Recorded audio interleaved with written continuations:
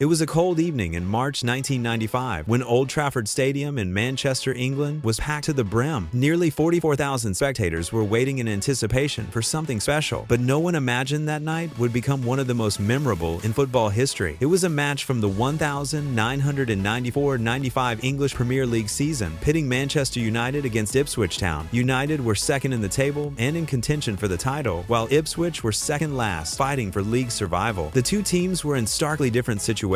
One at the pinnacle, the other on the brink. But the beauty of football is that history can be written on either side. The last time the two teams met at Portman Road in September 1994, Ipswich stunned everyone with a 3-2 win over United. That defeat had dealt a severe blow to Manchester United, and as they took on their home team today, a yearning for revenge was evident in every player's eyes. Things hadn't been easy for United that season. Star player Eric Cantona was suspended for 9 months. He wasn't on the field, putting pressure on the team's attacking line. The pairing of Andy Cole and Mark Hughes was criticized by the media and experts as weak. It was said that the two weren't in sync with each other, but Sir Alex Ferguson, United's manager at the time, was confident in his strategy. Before taking his team out, he declared, "We will play to win, and only to win." United made their intentions clear from the start of the match. They dominated the ball from the opening minutes. Roy Keane and Paul Ince controlled the pace of the game in midfield. Ryan Giggs and Lee Sharp were constantly creating attacks from the wings. Ipswich initially maintained a tight defense, but United's momentum was so strong that their armor quickly cracked. In the 16th minute, Andy Cole scored the first goal, sending a brilliant pass past the goalkeeper. The Old Trafford crowd roared. This signaled something big was about to happen. A few minutes later, Mark Hughes scored the second. United's players were now brimming with confidence. The ball seemed to stick to their feet. In the 37th minute, Roy Keane scored the third goal, and by the end of the first half, the score was 3-0. During the first half, Ipswich's players appeared to be exhausted. They had neither energy nor strategy left. On the other hand, every United player was full of enthusiasm. Sir Ferguson went into the dressing room at halftime and told his players, "This score is not enough. We have to make history today." These words added fuel to the fire. As soon as the second half began, United doubled their pace. Andy Cole scored again in the 48th minute, a third in the 53rd, a fourth in the 65th, and a fifth in the 89th. It was Andy Cole's day 5 goals in a single match, a historic achievement in itself. The rest of United's players also contributed. Mark Hughes scored twice, and Paul Ince won. By the end of the match, the scoreboard read Manchester United 9, Ipswich Town 0. The crowd was on its feet. Everyone knew they had witnessed something that would be remembered for generations. Ferguson's face was relaxed. Critics who had been saying United had weakened were now silent. Only one team was playing at Old Trafford that night, and that was Manchester United. For Ipswich Town, the defeat wasn't just a scoreline, but a symbol of mental breakdown. It proved to be the most difficult day for their goalkeeper, Craig Forrest. He later said in an interview, "That day, it felt like the goalpost had shrunk, and the ball was coming from every direction. Every attack by United was lethal. The precision in every pass, the passion in every move." The atmosphere at Old Trafford was like a battlefield where every voice was chanting United's name. Andy Cole's 5 goals immortalized him in the club's history. The crowd's roar grew with each goal. That night came to be remembered as Cole's night. After the match, United was lavish with praise in the media. The next day, newspaper headlines read, "Cole Ossel United, Old Trafford storms, Ipswich, history made at Manchester." Critics acknowledged that United had demonstrated that they were not just a team, but a force. Ferguson said in a press conference, "This win wasn't just about the score, it was about restoring our confidence. We reminded the world that Manchester United is never finished." But in football, there's another side to every story. At the end of that season, United, despite their impressive performances, fell just 1 point short of the title. Blackburn Rovers won the league, and Ferguson's team finished second. Ironically, a 3-2 defeat against Ipswich at the start of the season ultimately prevented them from becoming champions. Nevertheless, that 9-0 victory proved that this team would never be relegated. This score remains etched in the history of the English Premier League. Since 1995, this record has only been equaled 3 times. In 2019, Leicester City beat Southampton 9-0. In 2021, Manchester United themselves repeated their 9-0 win over Southampton, and in 2022, Liverpool defeated Bournemouth 9-0. But the 1995 victory was something else. It wasn't a triumph of technique or strategy, but of heart and courage. It was a night when United lit a flame of hope in the hearts of every fan. Even 30 years later, when you walk the streets of Old Trafford, you can still hear the echoes of that day, when the crowd cheered every goal, when Sir Ferguson stood proudly on the sidelines watching his team, when Andy Cole came out smiling and the entire stadium chanted his name. That night wasn't just about United, it was about the soul of football. This match remains a reminder that sport isn't just about winning and losing, it's about the passion, dedication, and belief that makes every player great on the field. And perhaps that's why, even today, when someone hears a 9-0 scoreline, the first thing that comes to mind is that magical day in 1995 when Old Trafford thundered, "We are Manchester United, and we never give up."